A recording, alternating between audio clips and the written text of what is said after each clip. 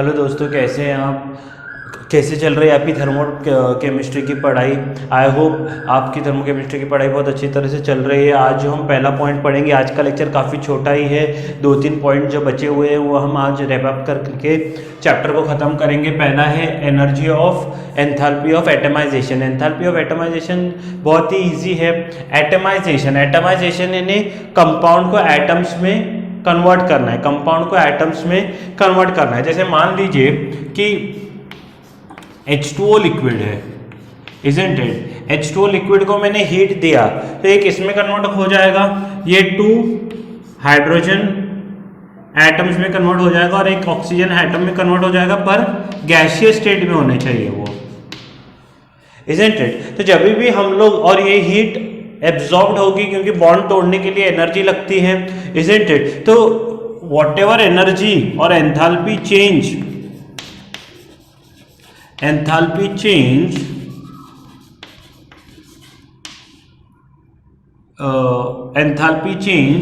when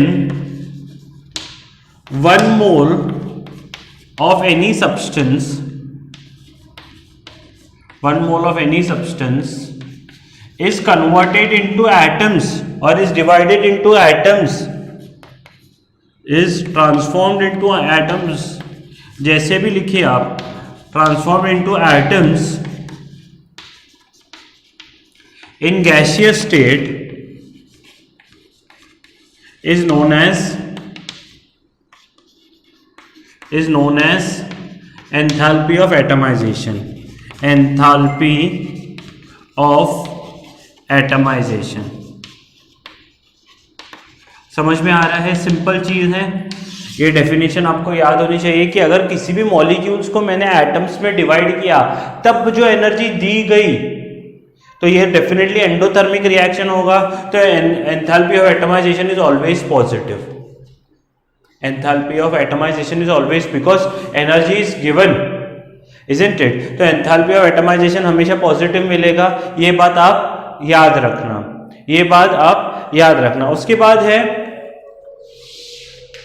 bond enthalpy. ये इतनी है, इसमें इतना कुछ नहीं है। जो मेन पॉइंट आज हमको पढ़ना है वो है बॉन्ड एंथैल्पी। देखिए, बॉन्ड एंथैल्पी में एक्चुअली 2 आते हैं। एक है बॉन्ड डिसोसिएशन एंथैल्पी और एनर्जी, और एक है बॉन्ड एंथैल्पी। मान लीजिए कि मेरे पास मीथेन था, तो मीथेन में 4 बॉन्ड्स होंगे। अभी मैं आपसे एक सवाल पूछता हूं कि मीथेन में CH कितने बॉन्ड्स हैं? CH कितने बॉन्ड्स हैं? 4। मान लीजिए मैंने ये बॉन्ड तोड़ने के लिए मुझे E1 एनर्जी लगी, ठीक है? तो पहला बॉन्ड तोड़ा तो बचेगा क्या? CH3 प्लस H, इसको E1 एनर्जी लगी। नेक्स्ट मैंने ये बॉन्ड तोड़ा तो कितनी एनर्जी लगेगी? मान लीजिए E2। क्या दोनों में एनर्जी सेम लगेगी? Is E1 equal to E2? नहीं। देखिए, अभी क्या हो गया है कि एक बॉन्ड टूटने से जो कार्बन क्या करेगा, इन तीनों हाइड्रोजन को और टाइटली पकड़ेगा। ये आपने इसमें पीरियोडिक क्लासिफिकेशन में आयनाइजेशन एनर्जी वगैरह के बारे में पढ़ा होगा। वैसे ही तरह का खेल है। तो पहला E1 टूटा तो एक कार्बन अभी पहले 4 को पकड़ रहा था, हाइड्रोजन को अभी 3 को पकड़ रहा है, तो और टाइटली पकड़ेगा, तो E2 will be greater than E1। फिर से अगर मैंने तीसरा ये बॉन्ड तोड़ा तो E3 बड़ा हो जाएगा। तो जब इंडिविजुअल बॉन्ड की बात चलती है तो E1, E2, E3, E4, इसको बोलते हैं बॉन्ड डिसोसिएशन एनर्जी। इसको क्या बोलते हैं? Bond dissociation energy. पर है तो ये CH का ही बॉन्ड, इतना ज्यादा फर्क भी नहीं होता है, पर नाम पता होना चाहिए इसलिए मैंने बताया। इंडिविजुअल बॉन्ड को देखा जाए तो बॉन्ड डिसोसिएशन एनर्जी, पर है सब CH के बॉन्ड्स। तो मैंने क्या किया, अगर E1 plus E2 plus E3 plus E4 इन चारों को डिवाइड बाय 4 किया तो ये जो एवरेज एनर्जी है वो इसकी बॉन्ड एंथैल्पी कहलाएगी। CH बॉन्ड की एवरेज, यानी कभी भी एक CH बॉन्ड टूटेगा तो उतनी एनर्जी रिलीज होगी, कभी भी एक CH बॉन्ड टूटेगा तो उतनी एनर्जी रिलीज होगी। अच्छा दोस्तों, एक बात और एक समझिए कि इतनी एनर्जी रिलीज हुई, ठीक है, उसके बाद ये बॉन्ड तोड़ने के लिए इतनी एनर्जी रिलीज होगी, सॉरी इतनी एनर्जी देनी पड़ेगी, सॉरी इतनी एनर्जी ये बॉन्ड तोड़ने के लिए E1 E2 E3 E4 bond तोड़ना है ना, तो इतनी एनर्जी क्या करनी पड़ेगी, हमको उसको देनी पड़ेगी तोड़ने के लिए। बॉन्ड ऐसे ही तो नहीं टूटेगा, तो E1 E2 E3 E4 divide by 4 करेंगे तो this average energy is the energy we have to give to break one CH bond, ये एनर्जी देनी पड़ेगी। वैसे ही जब CH बनेगा बॉन्ड तो उतनी एनर्जी रिलीज होगी, शायद मैंने पहले उल्टा बोल दिया, तो CH का बॉन्ड जब तोड़ना होगा तो that is bond enthalpy. Bond enthalpy is nothing but it is an average energy. समझा एवरेज क्यों यूज कर रहे हैं, क्योंकि इंडिविजुअल तो हम लोग एनर्जी जो देंगे वो अलग अलग हो सकती है। तो average energy required to break the bond, average energy required to break that particular bond, वो बॉन्ड तोड़ने के लिए जो एवरेज एनर्जी लगेगी उसको हम लोग बॉन्ड एंथैल्पी बोलते हैं। तो जब बॉन्ड तोड़ना है तो एनर्जी देनी है, और जब क्या करना है बॉन्ड जोड़ेंगे तो उतनी एनर्जी रिलीज हो जाएगी, उतनी एनर्जी रिलीज हो जाएगी। Got my point. तो तोड़ते समय एनर्जी देनी है और जोड़ते समय एनर्जी क्या हो जाती है, रिलीज होती है। Got my point. तो ये बॉन्ड एंथैल्पी है, it is nothing but the energy given, average energy given to break the bond. Definition break के लिए लिखते हैं कि वो बॉन्ड तोड़ने के लिए जितनी एनर्जी लगती है एवरेज, उसको हम लोग बॉन्ड एंथैल्पी के नाम से जानते हैं। इतना आप कर लीजिए तो फिर मैं आगे बताता हूं। देखिए अभी enthalpy of reaction bond enthalpy से निकालना है। सिंपली मैं आपके सामने एक रिएक्शन लिखता हूं, कोई भी एक रिएक्शन ले लो, जैसे मान लीजिए CH4 plus O2 give CO2 plus H2O। इस रिएक्शन का एंथैल्पी निकालना है। अभी हेसेस लॉ से समझने की कोशिश करेंगे कि बॉन्ड एंथैल्पी हम लोग कैसे यूज कर सकते हैं। असलियत में देखिए ये मीथेन ऐसा है,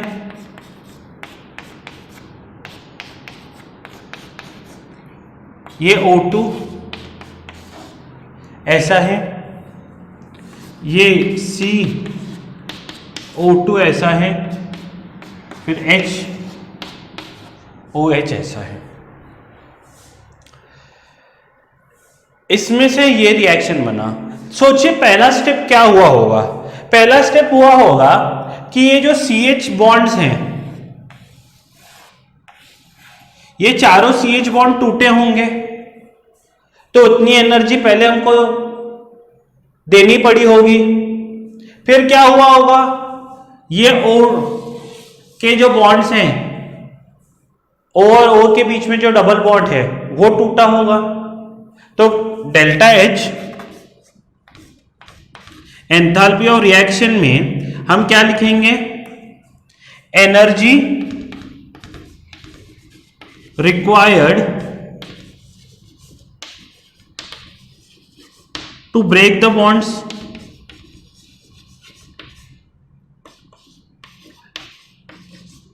ये एनर्जी देनी पड़ी, हाँ एनर्जी इज गिवन, तो इसलिए पॉजिटिव है। जो एनर्जी देते हैं वो पॉजिटिव है, एब्जॉर्ब करते हैं पॉजिटिव है, हमने पढ़ा है। अभी ये एनर्जीज बढ़नी होगी। CO में 2 बार डबल बॉन्ड बना है, ये बना है, तो इतनी एनर्जी क्या हुई होगी, रिलीज हुई होगी। HOH में ये रिलीज है, तो ये क्या हुआ, और ये रिलीज हो रही है इसलिए नेगेटिव एनर्जी माइनस ये एनर्जी गिवन है, ये energy released when bonds are formed, when bonds are formed, इतनी एनर्जी रिलीज हुई होगी। समझ में आ रहा है? तो enthalpy of reaction simply break the bonds यानी रिएक्टेंट बॉन्ड्स है, ब्रेक द बॉन्ड यानी रिएक्टेंट बॉन्ड है, यानी बॉन्ड एंथैल्पीज, अभी सम भी करेंगे हम लोग, bond enthalpies of reactants minus bond enthalpy of products, ये आपको याद रखना है, bond enthalpies of reactants minus bond enthalpies of products. यही तो हुआ होगा हेसिस लॉ से, पहले ये टूटे होंगे फिर ये जुड़े होंगे, तो इसको जितनी एनर्जी दी गई और इसको बनने के समय कितनी एनर्जी रिलीज हो गई, उनका हम लोग क्या करेंगे, जो दी गई वो पॉजिटिव है, जो रिलीज हुई है वो नेगेटिव है, दोनों का समीशन करेंगे तो एनर्जी ऑफ रिएक्शन आ जाएगा, enthalpy of reaction, Hess's law simple. तो एंथैल्पी ऑफ रिएक्शन क्या है, bond enthalpies of reactants minus bond enthalpies of products. Simple आप ये याद रखें, ये आप याद रखोगे तो कुछ भी डिफिकल्ट नहीं है, आगे हम लोग सम करते हैं एक दो तो आपको समझ में आ जाएगा फाइनली। देखिए दोस्तों, यहाँ पर हमारे लिए दो क्वेश्चंस हैं जो बॉन्ड एंथैल्पी से हमको निकालने हैं। पहले में ये रिएक्शन दी है जिसकी बॉन्ड एंथैल्पी ऑफ रिएक्शन हमको क्या करनी है, फाइंड आउट करनी है। उसके लिए एंथैल्पीज N और H के बीच में दिया है, H और H के बीच में किलो जूल में दिया है, सब किलो जूल पर मोल है, और नाइट्रोजन के बीच में का जो बॉन्ड एंथैल्पी है वो भी दिया है। अच्छा, अभी ध्यान से देखिए, पहले मैं इसको एक्सपांडेड फॉर्म में लिखता हूँ। तो ये नाइट्रोजन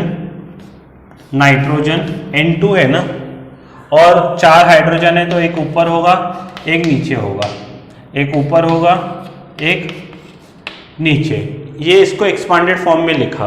फिर क्या है, H2 है तो H और H का एक बॉन्ड आएगा, समझ में आ रहा है। फिर क्या है, NH3 NHH, ऐसे 2 बार होगा, समझ में आ रहा है। तो ये इसका एक्सपांडेड फॉर्म है, समझ में आ रहा है। तो बॉन्ड एंथैल्पी ऑफ रिएक्शन जब मैं लिखूंगा तो रिएक्टेंट साइड में NH के कितने बॉन्ड्स हैं, 1 2 3 4, ये चारों बॉन्ड्स टूटेंगे। तो मैं लिखूंगा 4 delta H of NH, 4 delta H not of NH।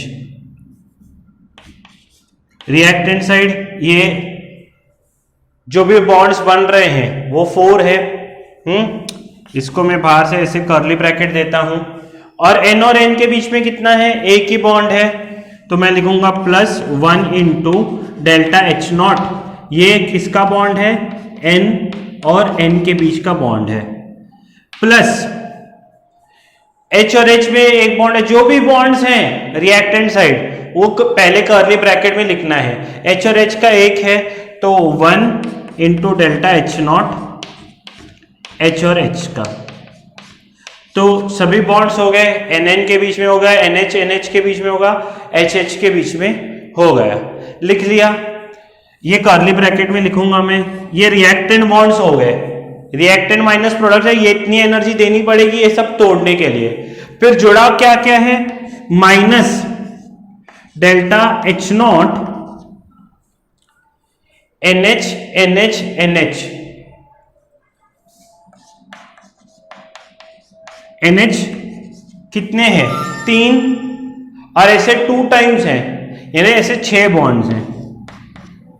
ऐसे कितने बॉन्ड्स हैं, 6, एक में 3 है ना, NH NH NH इंटू 2, तो ऐसे 6 बॉन्ड्स हैं, तो इंटू 6 कर लिया मैंने।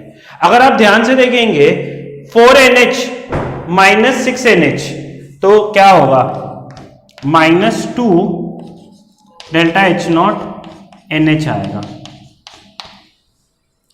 ये 4 माइनस NH, इधर भी NH है ना, तो 4 माइनस 6 तो -2, plus delta H not NN plus delta H not HH।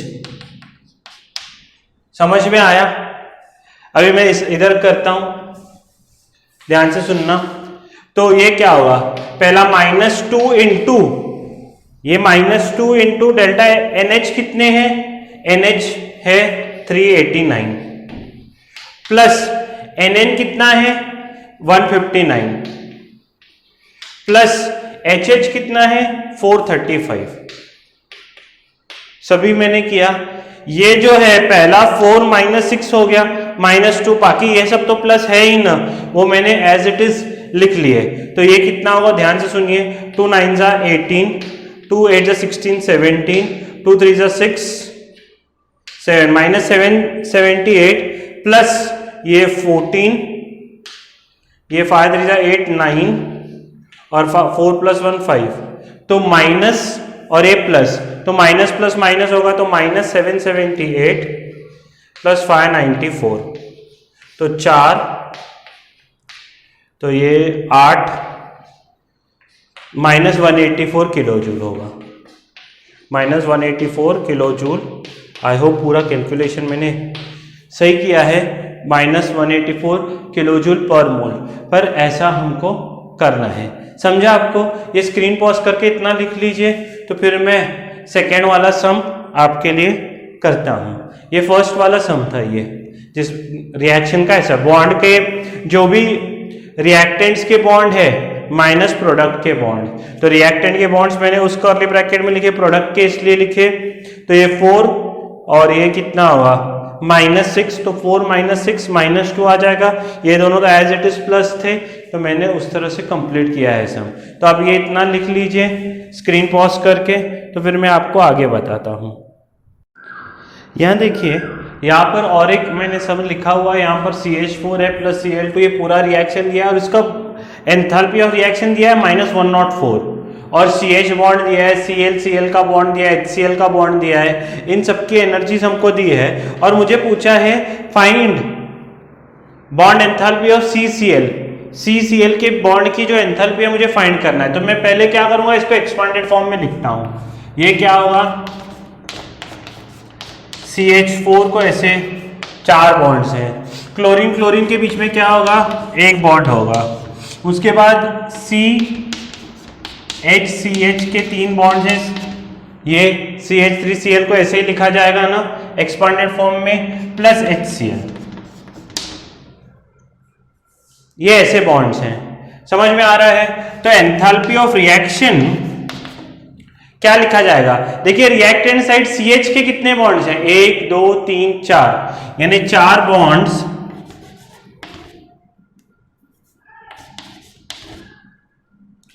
CH के हैं, तो ये कर्ली ब्रैकेट हो गया, प्लस एक बॉन्ड जो है Cl का है, Cl का एक बॉन्ड है, तो ये रिएक्टेंट साइड खत्म हो गए, माइनस प्रोडक्ट साइड कितने हैं, CH के 3 बॉन्ड्स हैं, 3H0, अंदर क्या है, CH के 3 बॉन्ड्स है ना इधर, 1 2 3, और CCl का एक है, plus 1 into delta H0 of CCl, और फिर क्या है, एक बॉन्ड है डेल्टा H0 किसका, HCl का, तो ये HCl का लिखा मैंने, 3 CH के, एक CCl का और एक HCl का। Got my point? अभी आगे देखते हैं। देखिए ये 4H0CH माइनस 3H0CH, इधर 4 बॉन्ड CH के थे, इधर 3 तो ऑलरेडी थे ना, तो 4 - 3 करूंगा तो एक बॉन्ड बचेगा डेल्टा H0 CH का, 4 - 3, ठीक है। CCl का तो एक प्लस में है ही, तो मैं मान लीजिए प्लस Cl का कितना है, -243, सॉरी H0 243, समझ में आया? ये प्लस माइनस माइनस आएगा। CCl का मुझे पता नहीं है, तो CCl का मैं क्या कर लेता हूं, x मानता हूं, तो माइनस प्लस माइनस हो गया और ये x, और ये माइनस प्लस माइनस HCl के कितने हैं 431, तो माइनस 431। और ओवरऑल रिएक्शन का उन्होंने दिया है माइनस 104, तो माइनस 104 समझ में आ रहा है। तो लिखा जाएगा minus 104 equal to 1 into CH का कितना है 414 प्लस 243 माइनस x माइनस 431। समझ में आ रहा है। तो ये जो माइनस x है आप इस साइड ले लें, तो माइनस x से उस साइड ले लोगे तो ये x इक्वल टू ये 414 प्लस 243 और माइनस 104 उधर से इधर आ गया तो प्लस 104 होगा माइनस 431। तो ध्यान से देखिए, तो x 4 प्लस 3 7, 7 प्लस 4 11, तो ये तो 1 प्लस 4 5, 5 प्लस 1 6 हो जाएगा, और ये 1 2 6 7 761 माइनस 431, तो ये होगा 2 3 3 332 किलो जूल, 332 किलो जूल पर मोल ये CCl की बॉन्ड एंथैल्पी है। तो इस तरह से अगर रिएक्शन की एंथैल्पी दी जाए तो हम इसकी भी किसी भी एक बॉन्ड की भी निकाल सकते हैं। तो यहाँ पर ये और एक अच्छा सम था।